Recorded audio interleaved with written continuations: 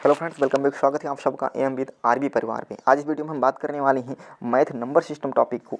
Number system से बनने वाले सभी महत्वपूर्ण प्रश्नों को आज हम इस वीडियो में डिस्कस करने वाले हैं, तो आप वीडियो को पूरा देखिएगा। यदि आप चैनल पर नए हो तो चैनल को जरूर सब्सक्राइब कर लीजिएगा।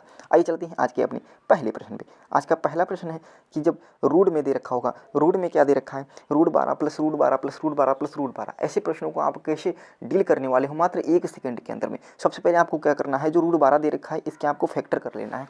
लेकिन फैक्टर ऐसे करना है, इसके ऐसे गुणनखंड करना है कि जिनका गुणनफल करोगे तो 12 आना चाहिए और इनके बीच का अंतर हमेशा 1 होना चाहिए। लेकिन आपको एक कब करना है, जब आप देखोगे 12 के आगे कितना लिखा है तो आप कहोगे मल्टीप्लाई में है 1 लिखा होगा, लेकिन 1 लिखा नहीं जाता है। इसलिए यहाँ पर 12 के आगे आप नोटिस करोगे 1 ही लिखा है, इसलिए हम डिफरेंस से 1 रखते हैं। तो कितना करेंगे, 4 और 3, इन दोनों के बीच का अंतर करोगे तो 1 ही आएगा, 1 ही आएगा। आप ये नहीं कर सकते हो 12 गुणे 6 गुणे 2 नहीं कर सकते हो। क्यों? क्योंकि इनके बीच का डिफरेंस जो आएगा वो 4 आ जाएगा, इसलिए आप ये फैक्टर नहीं कर सकते। आप दोनों के बीच का डिफरेंस कितना आना चाहिए मेरे दोस्त, 1 आना चाहिए। अब जब यहाँ पर प्लस है, जब प्लस की वैल्यू होगी तो आपका उत्तर बड़ा वाला आएगा, जब माइनस की वैल्यू होगी तो आपका उत्तर छोटा वाला आएगा। तो इसका आपका उत्तर कितना हो जाएगा, 4। कितना होगा मेरे दोस्त, 4 हो जाएगा। क्लियर है? आगे चलेंगे अगले प्रश्न की ओर। अगला प्रश्न आपको करके बताना है। यहाँ पर दे रखा है 20, 20 को आप 2 फैक्टर कर लोगे। कौन से करोगे, 5 और 4 कर लोगे, जिनके बीच का अंतर कितना आना चाहिए, 1 आना चाहिए। कितना आना चाहिए, 1 आना चाहिए। अब यहाँ पर प्लस वैल्यू है तो आपका उत्तर बड़ा होना हो जाएगा, यानी 5 आंसर हो जाएगा आपका। क्लियर है? 5 ही आंसर आपका आने वाला है। अगले प्रश्न की ओर बढ़ेंगे। अगला प्रश्न माइनस में दे रखा है। माइनस में कितना दे रखा है, 42। 42 के भी आपको ऐसे 2 फैक्टर कर लेना है जिनके बीच का डिफरेंस 1 आना चाहिए। तो आपने कहा 7 और 6 कर लिया मैंने, 7 और 6 कर लिया मैंने, बिल्कुल करेक्ट आपने किया। 7 और 6 किया, जब 7 और 6 का मल्टीप्लाई करोगे तो 42 आएगा निश्चित रूप से। अब यहाँ पर आप देख रहे हो कि माइनस होगा, जब माइनस है तो आपको छोटी वाली संख्या लेनी नहीं, यानी आपका 6 आंसर हो जाएगा। कितना, 6 आंसर आपका हो गया। क्लियर है? बात समझ में आ रही है? बात समझ में आई है तो आगे बढ़ेंगे, अगले प्रश्न की ओर बढ़ चलेंगे। अगले प्रश्न की ओर बढ़ेंगे। अगला प्रश्न ये वाला करके दिखाओ। ये वाला प्रश्न आपको करके दिखाना है, बिल्कुल नया प्रश्न है, बिल्कुल नया प्रश्न आपके सामने है। अब इस प्रश्न को आप कैसे करोगे, आपका दिमाग तो चकरा गया। क्या करने वाले हैं, देखो अब यहाँ बाबू 35 दे रखा और 35 के आगे 2 दे रखा है। अभी तक जो आप सवाल कर रहे थे, अभी तक जो आप सवाल कर रहे थे, इसके आगे देखो 42 है, 42 के आगे कितना लिखा है, 42 के आगे तो कुछ नहीं लिखा है, यानी कुछ नहीं लिखा तो 1 लिखा है, कुछ नहीं लिखा है, इसका मतलब मल्टीप्लाई में 1 तो लिखा ही होगा। तो इसलिए हम डिफरेंस कितने का कर रहे थे, 1 का कर रहे थे। अब यहाँ पर देखो इसके आगे 2 लिखा है, यानी हमको अब 35 के ऐसे गुणनखंड करना है जिनके बीच का अंतर 2 आना चाहिए। तो 35 के हम ऐसे 2 डिफरेंस कर लें, मल्टीप्लाई कर लें, तो हम 7 और 5 कर लिए, 7 और 5 किए, इन दोनों के बीच का अंतर कितना आएगा, 2। अच्छा 2 क्यों लाए, क्योंकि इसके पहले 2 लिखा है। यदि यहाँ पर 3 लिखा होता तो हम ऐसे फैक्टर करते जिनके डिफरेंस जो आना चाहिए, जिनका अंतर आना चाहिए वो 3 आता। क्लियर है? कितना आता, 3 आता। लेकिन यहाँ पर 2 लिख कर दे दिया एग्जामिनर ने, तो हम ऐसे गुणनखंड करेंगे जिनके बीच का अंतर कितना आएगा, 2 आएगा। अब वही इस पुराना वाला फैक्टर, प्लस है, प्लस है तो हम बड़ी वाली वैल्यू लेंगे, माइनस है तो छोटी वाली वैल्यू लेंगे। तो प्लस है तो हम बड़ी वाली वैल्यू लेंगे, यानी 7 हमारा आंसर हो जाएगा। कितना, 7 हमारा आंसर हो जाएगा। क्लियर है बापू? 7 हमारा आंसर हो जाएगा। अगले प्रश्न की ओर बढ़ चलेंगे।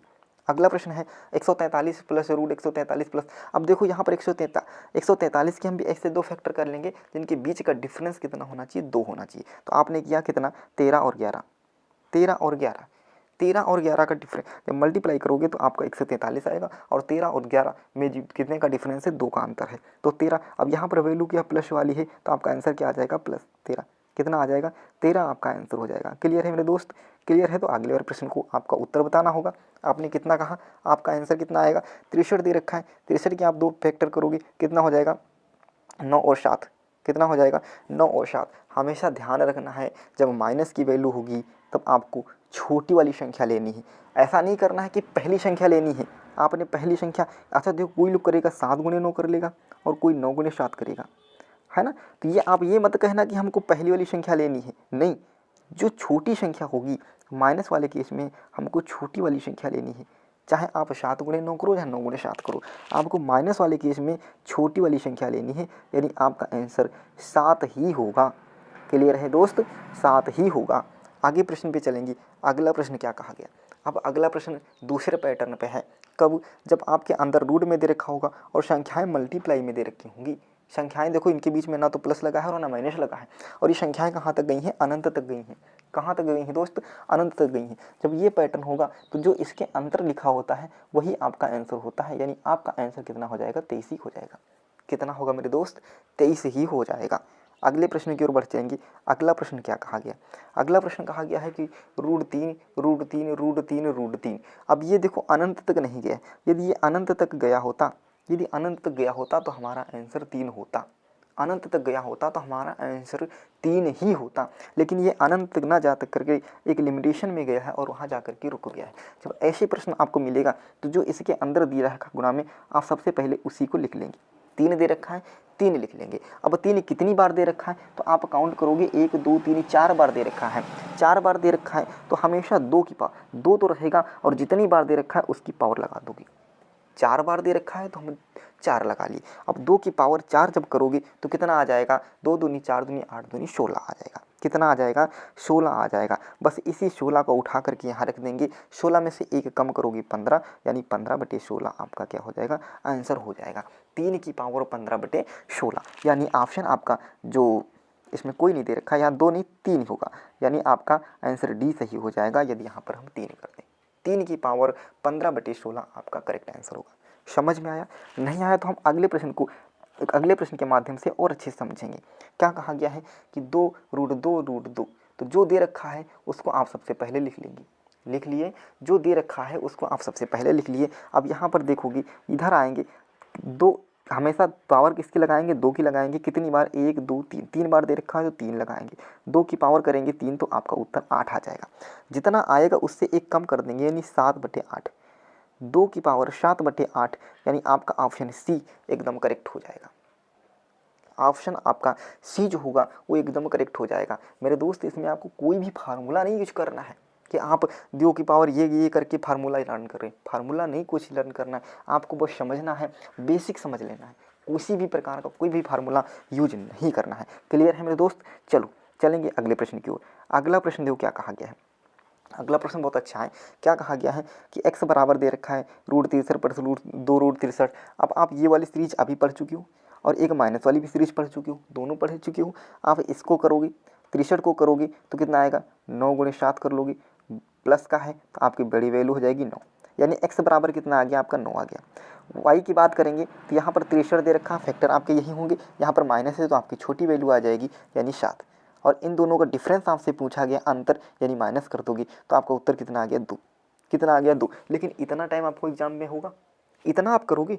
बिल्कुल नहीं करना है इतना यार, इतना नहीं करना है। क्यों नहीं करना है? क्योंकि हमेशा आप देखोगे ऐसे एक जब प्लस की सीरीज दे रखी होगी, एक माइनस की सीरीज दे रखी होगी, और जो आपकी संख्या यहाँ 63 दे रखा है, 63 के जो आगे लिखा होगा वही आपका आंसर होगा डिफरेंस में। यहाँ पे डिफरेंस में कितना दे रखा है?